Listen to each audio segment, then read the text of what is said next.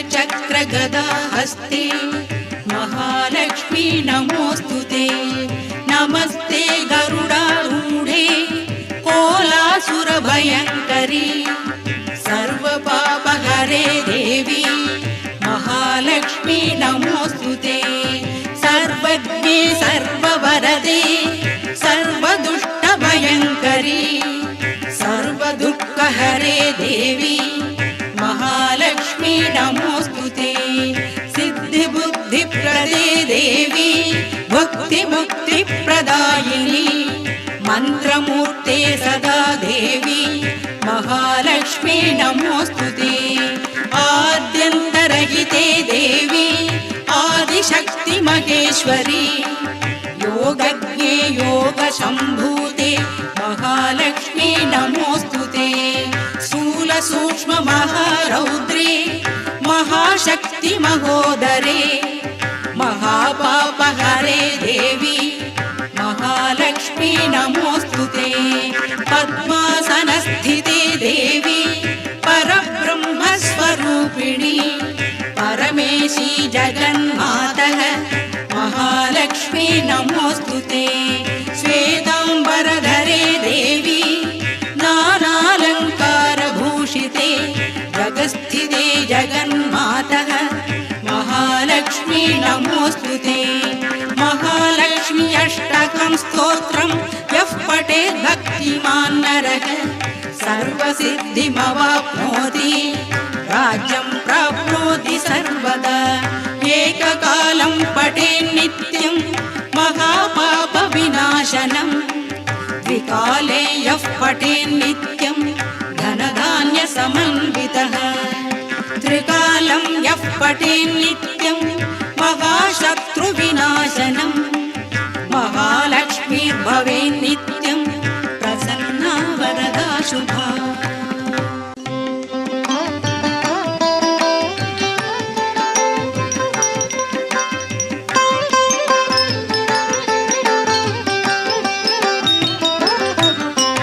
नमस्तेस्तु महामाये श्रीपीठे सुरपूजिते शङ्खचक्रगदा हस्ते महालक्ष्मी नमोऽस्तुते। नमस्ते गरुडारूढे कोलासुरभयङ्करी सर्वपापहरे देवी महालक्ष्मी नमोऽस्तुते। सर्वज्ञे सर्ववरदे सर्वदुष्टभयङ्करी सर्वदुःखहरे देवी महालक्ष्मी नमोऽस्तुते। सिद्धिबुद्धिप्रदे देवी भुक्तिमुक्तिप्रदायिनी मन्त्रमूर्ते सदा देवी महालक्ष्मी नमोऽस्तुते। आद्यन्तरहिते देवी आदिशक्ति महेश्वरी योगज्ञे योगसम्भूते महालक्ष्मी नमोऽस्तुते। स्थूलसूक्ष्म महारौद्रे महाशक्ति महोदरे महापापहरे देवी महालक्ष्मी नमोऽस्तुते।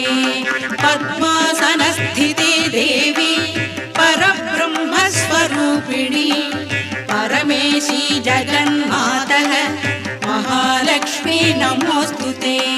श्वेताम्बरधरे देवी नानालङ्कारभूषिते जगस्थिते जगन्मातः महालक्ष्मी नमोऽस्तुते।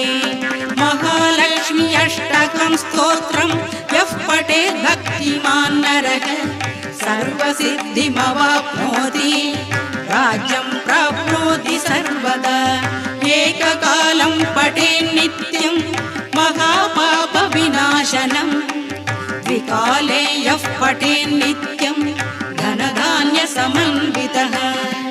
त्रिकालं यः पठेत् नित्यं महाशत्रुविनाशनं महालक्ष्मीर्भवेत् नित्यं प्रसन्ना वरदा शुभा।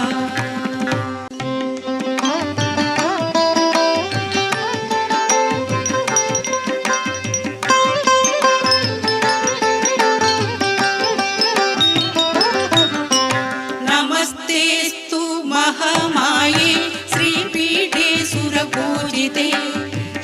शङ्खचक्रगदाहस्ते महालक्ष्मी नमोऽस्तुते। नमस्ते गरुडारूढे कोलासुरभयङ्करी सर्वपापहरे देवी महालक्ष्मी नमोऽस्तुते। सर्वज्ञे सर्ववरदे सर्वदुष्टभयङ्करी सर्वदुःखहरे देवी महालक्ष्मी नमोऽस्तुते।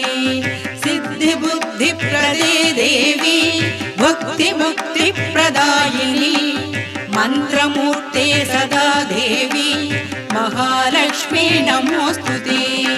आद्यन्तरहिते देवी आदिशक्ति महेश्वरी योगज्ञे योगसम्भूते महालक्ष्मी नमोऽस्तुते।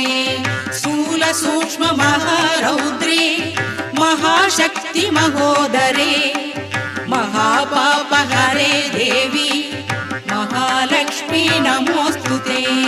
पद्मासनस्थिते देवी परब्रह्मस्वरूपिणी परमेशी जगन्मातः महालक्ष्मी नमोऽस्तुते।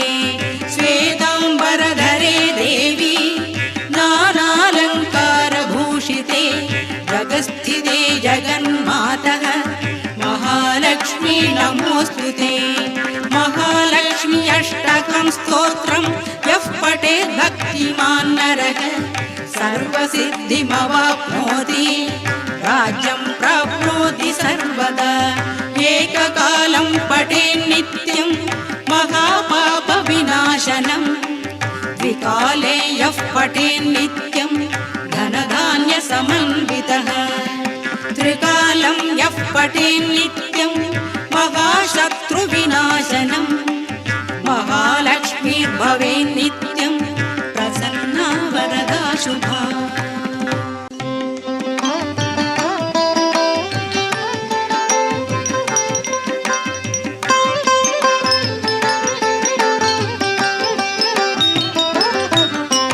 नमस्तेस्तु महामाये श्रीपीठे सुरपूजिते शङ्खचक्रगदाहस्ते महालक्ष्मी नमोऽस्तुते। नमस्ते गरुडारूढे कोलासुरभयङ्करी सर्वपापहरे देवी महालक्ष्मी नमोऽस्तुते। सर्वज्ञे सर्ववरदे सर्वदुष्टभयङ्करी सर्वदुःखहरे देवी महालक्ष्मी नमोऽस्तुते। सिद्धिबुद्धिप्रदे देवी भक्तिमुक्तिप्रदायिनी मन्त्रमूर्ते सदा देवी महालक्ष्मी नमोऽस्तुते। आद्यन्तरहिते देवी आदिशक्ति महेश्वरी योगज्ञे योगसम्भूते महालक्ष्मी नमोऽस्तुते। स्थूलसूक्ष्म महारौद्रे महाशक्ति महोदरे महापापहरे देवी महालक्ष्मी नमोऽस्तुते। पद्मासनस्थिते देवी परब्रह्मस्वरूपिणी परमेशी जगन्मातः महालक्ष्मी नमोऽस्तुते। श्वेताम्बरधरे देवी नानालङ्कारभूषिते जगस्थिते जगन्मातः महालक्ष्मी नमोऽस्तुते। महालक्ष्मी अष्टकं स्तोत्रं यः पठेत् भक्तिमान् नरः सर्वसिद्धिमवाप्नोति राज्यं प्राप्नोति सर्वदा। एककालं पठेत् नित्यं महापापविनाशनं द्विकाले यः पठेत् नित्यं धनधान्यसमन्वितः।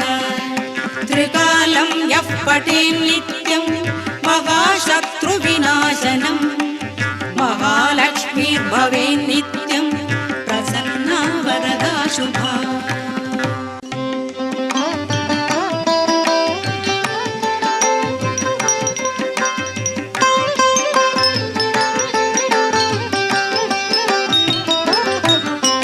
नमस्तेस्तु महामाये श्रीपीठे हस्ते महालक्ष्मी नमोऽस्तु ते।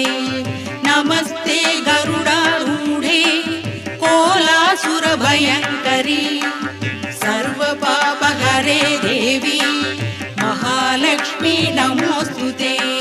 सर्वज्ञे सर्ववरदे सर्वदुष्टभयङ्करी सर्वदुःखहरे देवी महालक्ष्मी नमोऽस्तु ते। सिद्धिबुद्धिप्रदे देवी भुक्तिमुक्तिप्रदायिनी मन्त्रमूर्ते सदा देवी महालक्ष्मी नमोऽस्तु ते। आद्यन्तरहिते देवी आदिशक्ति महेश्वरी योगज्ञे योगसम्भूते महालक्ष्मी नमोऽस्तु ते। स्थूलसूक्ष्म महारौद्रे महाशक्ति महोदरे महापापहरे देवी महालक्ष्मी नमोऽस्तु ते। पद्मासनस्थिते देवी परब्रह्मस्वरूपिणी परमेशी जगन्मातः महालक्ष्मी नमोऽस्तु ते। श्वेताम्बरधरे देवी नानालङ्कारभूषिते जगस्थिते जगन्मातः महालक्ष्मी नमोऽस्तु ते। महालक्ष्मी अष्टकं स्तोत्रं यः पठेत् भक्तिमान् नरः सर्वसिद्धिमवाप्नोति राज्यं प्राप्नोति सर्वदा। एककालं पठेत् नित्यं महापापविनाशनं द्विकाले यः पठेत् नित्यं धनधान्यसमन्वितः। त्रिकालं यः पठेत् नित्यं महाशत्रुविनाशनं महालक्ष्मीर्भवेत् नित्यं प्रसन्ना वरदा शुभा।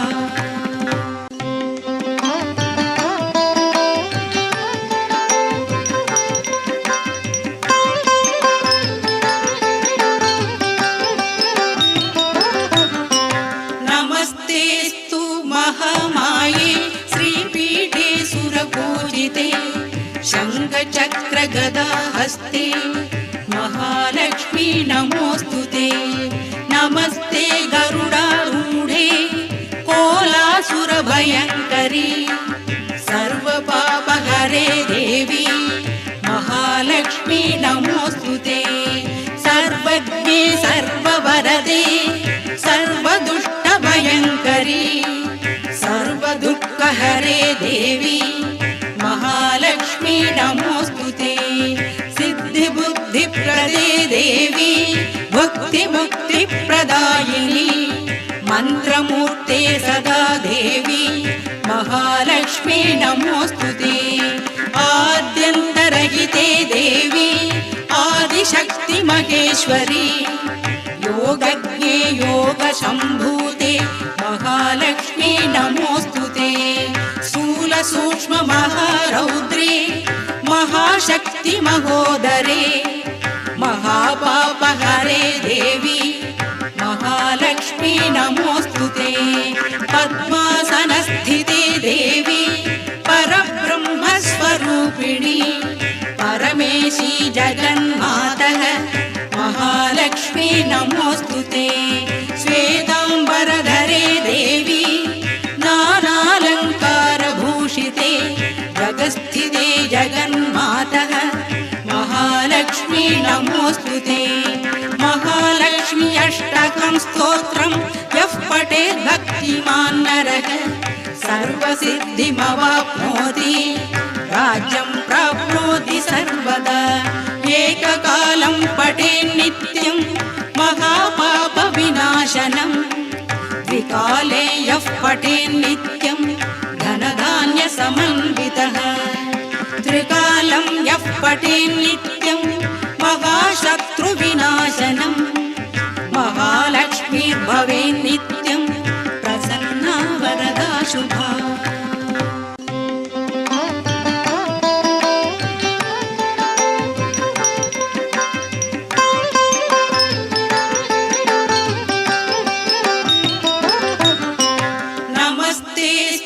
महामाये श्रीपीठे सुरपूजिते महालक्ष्मी नमोऽस्तु ते। नमस्ते गरुडारूढे कोलासुरभयङ्करी सर्वपापहरे देवी महालक्ष्मी नमोऽस्तु ते। सर्वज्ञे सर्ववरदे सर्वदुष्टभयङ्करी सर्वदुःखहरे देवी महालक्ष्मी नमोऽस्तु ते।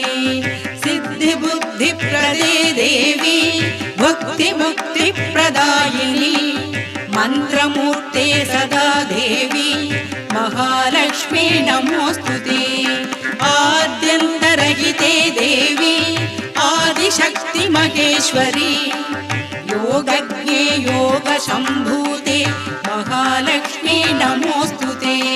स्थूलसूक्ष्म महारौद्रे महाशक्ति महोदरे महापापहरे देवी महालक्ष्मी नमोऽस्तु ते। पद्मासनस्थिते देवी परब्रह्मस्वरूपिणी परमेशी जगन्मातः महालक्ष्मी नमोऽस्तु ते।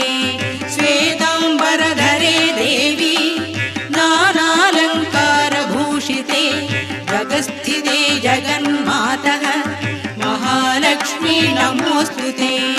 महालक्ष्मी अष्टकं स्तोत्रं यः पठेत् भक्तिमान् नरः सर्वसिद्धिमवाप्नोति राज्यं प्राप्नोति सर्वदा। एककालं पठेत् नित्यं महापापविनाशनं द्विकाले यः पठेत् नित्यं धनधान्यसमन्वितः। त्रिकालं यः पठेत् नित्यं महाशत्रुविनाशनं महालक्ष्मीर्भवेत् नित्यं प्रसन्ना वरदा शुभा।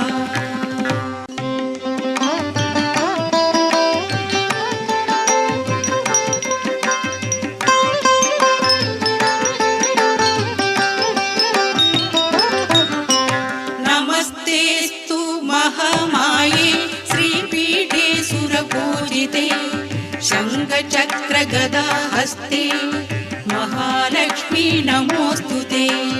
नमस्ते गरुडारूढे कोलासुरभयङ्करी सर्वपापहरे देवी महालक्ष्मी नमोऽस्तु ते। सर्वज्ञे सर्ववरदे सर्वदुष्टभयङ्करी सर्वदुःखहरे देवी महालक्ष्मी नमोऽस्तु ते। सिद्धिबुद्धिप्रदे देवी भक्तिमुक्तिप्रदायिनी मन्त्रमूर्ते सदा देवी महालक्ष्मी नमोऽस्तु ते। आद्यन्तरहिते देवी आदिशक्ति महेश्वरी योगज्ञे योगसम्भूते महालक्ष्मी नमोऽस्तु ते।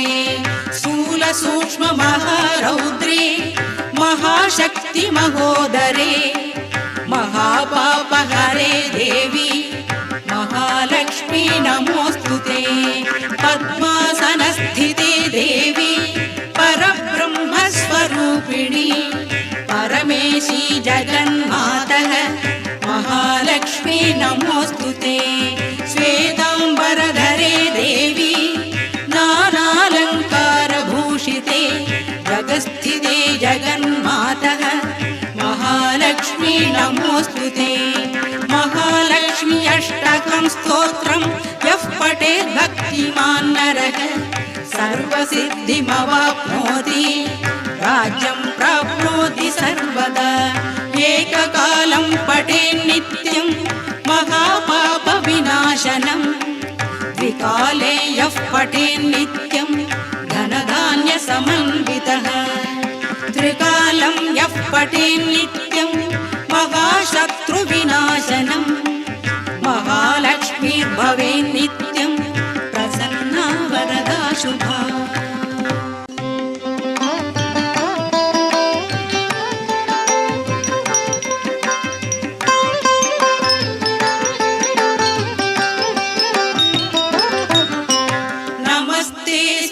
महामाये श्रीपीठे सुरपूजिते शङ्खचक्रगदाहस्ते महालक्ष्मी नमोऽस्तुते।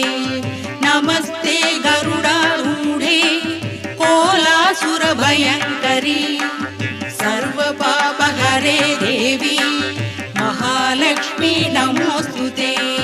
सर्वज्ञे सर्ववरदे सर्वदुष्टभयङ्करी सर्वदुःखहरे देवी महालक्ष्मी नमोऽस्तुते।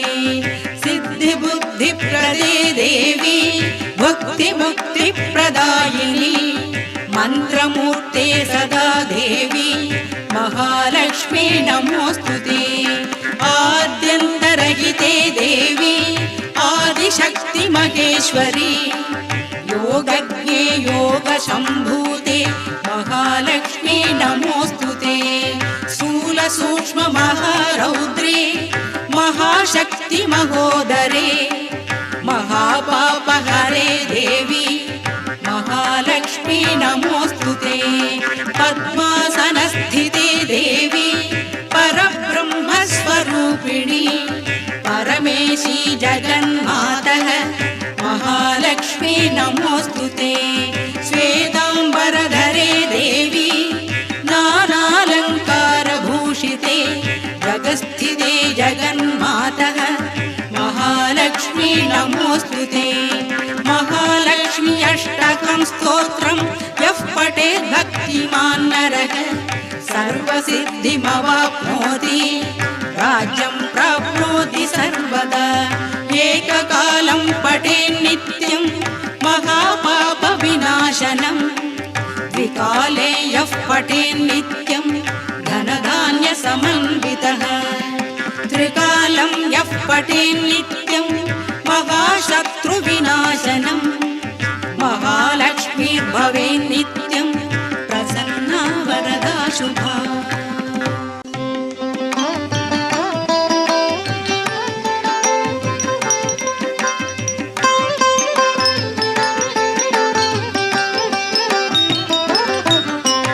नमस्तेस्तु महामाये श्रीपीठे सुरपूजिते शङ्खचक्रगदाहस्ते महालक्ष्मी नमोऽस्तुते। नमस्ते गरुडारूढे कोलासुरभयङ्करी सर्वपापहरे देवी महालक्ष्मी नमोऽस्तुते। सर्वज्ञे सर्ववरदे सर्वदुष्टभयङ्करी सर्वदुःखहरे देवी महालक्ष्मी नमोऽस्तुते। सिद्धिबुद्धिप्रदे देवी भक्तिमुक्तिप्रदायिनी मन्त्रमूर्ते सदा देवी महालक्ष्मी नमोऽस्तुते। आद्यन्तरहिते देवी आदिशक्ति महेश्वरी योगज्ञे योगसम्भूते महालक्ष्मी नमोऽस्तुते। स्थूलसूक्ष्ममहारौद्रे महाशक्ति महोदरे महापापहरे देवी महालक्ष्मी नमोऽस्तुते। पद्मासनस्थिते देवी परब्रह्मस्वरूपिणी परमेशी जगन्मातः महालक्ष्मी नमोऽस्तुते। श्वेताम्बरधरे देवी नानालङ्कारभूषिते जगस्थिते जगन्मातः महालक्ष्मी नमोऽस्तुते। महालक्ष्मी अष्टकं स्तोत्रं यः पठेत् भक्तिमान् नरः सर्वसिद्धिमवाप्नोति राज्यं प्राप्नोति सर्वदा। एककालं पठेत् नित्यं महापापविनाशनं द्विकाले यः पठेत् नित्यं धनधान्यसमन्वितः। त्रिकालं यः पठेत् नित्यं महाशत्रुविनाशनं महालक्ष्मीर्भवेत् नित्यं प्रसन्ना वरदा शुभा।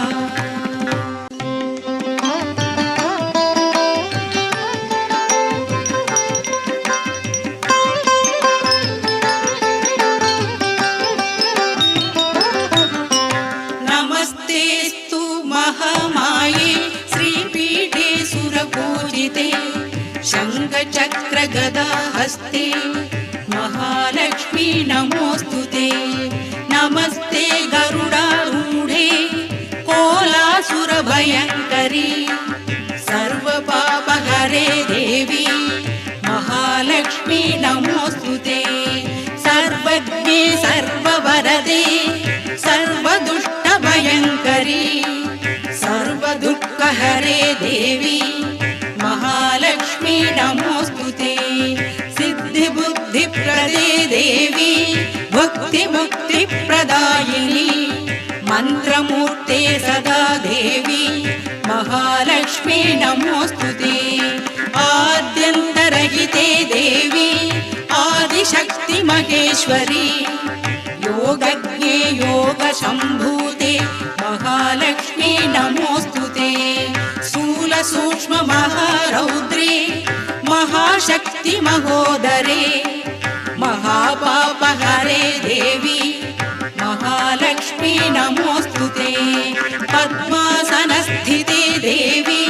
परब्रह्मस्वरूपिणी परमेशी जगन्मातः महालक्ष्मी नमोऽस्तुते श्वेताम्बरधरे देवी नानालङ्कारभूषिते जगस्थिते जगन्मातः महालक्ष्मी नमोऽस्तुते महालक्ष्मी अष्टकं स्तोत्रं यः पठेत् भक्तिमान् नरः सर्वसिद्धिमवाप्नोति राज्यं प्राप्नोति सर्वदा एककालं पठेत् नित्यं महापापविनाशनं द्विकाले यः पठेत् नित्यं धनधान्यसमन्वितः त्रिकालं यः पठेत् नित्यं महाशत्रुविनाशनं महालक्ष्मीर्भवेत् नित्यं प्रसन्ना वरदा शुभा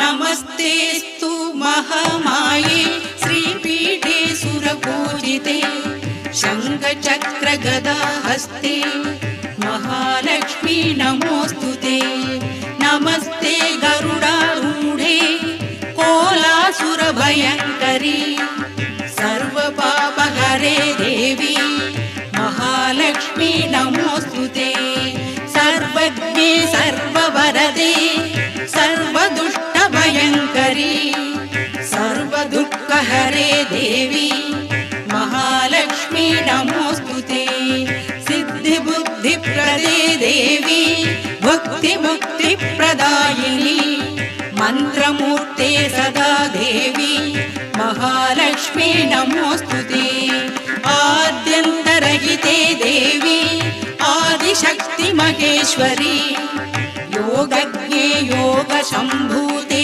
महालक्ष्मी नमोऽस्तुते स्थूलसूक्ष्म महारौद्रे महाशक्ति महोदरे महापापहरे देवी महालक्ष्मी नमोऽस्तुते पद्मासनस्थिते देवी परब्रह्मस्वरूपिणी परमेशी जगन्मातः महालक्ष्मी नमोऽस्तुते श्वेताम्बरधरे देवी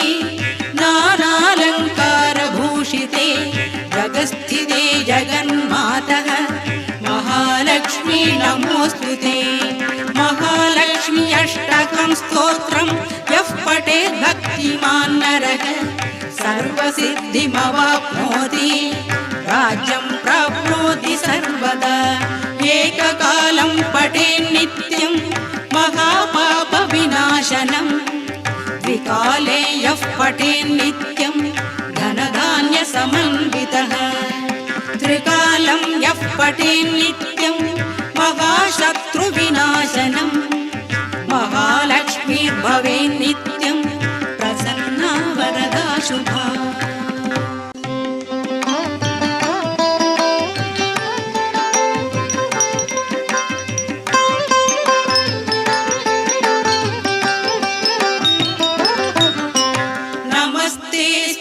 महामाये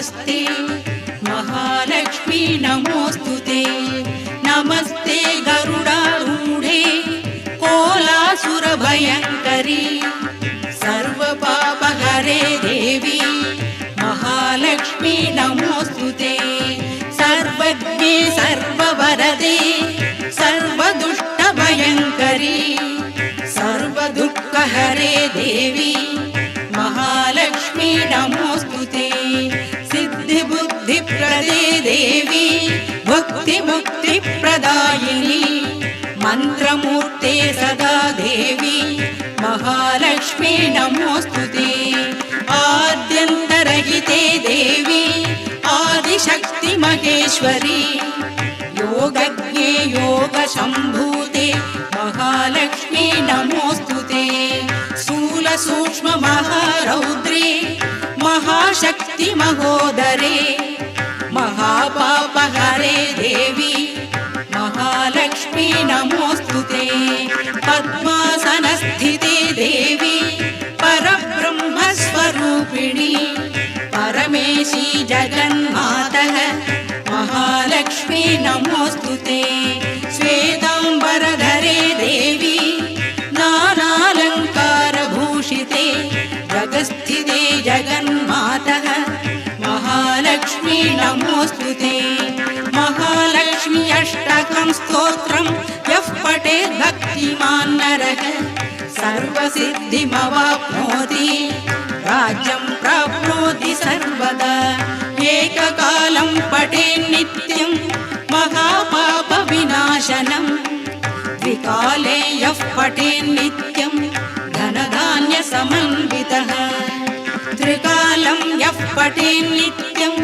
महाशत्रुविनाशनं महालक्ष्मीर्भवेत् नित्यं प्रसन्ना वरदा शुभा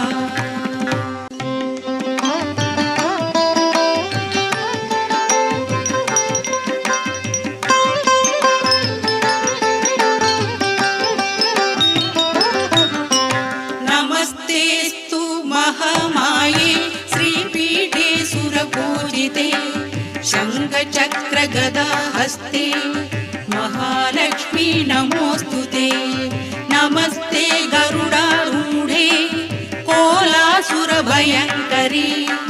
सर्वपापहरे देवी महालक्ष्मी नमोऽस्तुते सर्वज्ञे सर्ववरदे सर्वदुष्टभयङ्करी सर्वदुःखहरे देवी महालक्ष्मी नमोऽस्तुते सिद्धिबुद्धिप्रदे देवी भक्तिमुक्तिप्रदायिनी मन्त्रमूर्ते सदा देवी महालक्ष्मी नमोऽस्तुते आद्यन्तरहिते देवी आदिशक्ति महेश्वरी योगज्ञे योगसम्भूते महालक्ष्मी नमोऽस्तुते स्थूलसूक्ष्म महारौद्रे महाशक्ति महोदरे महापापहरे देवी महालक्ष्मी नमोऽस्तुते पद्मासनस्थिते देवी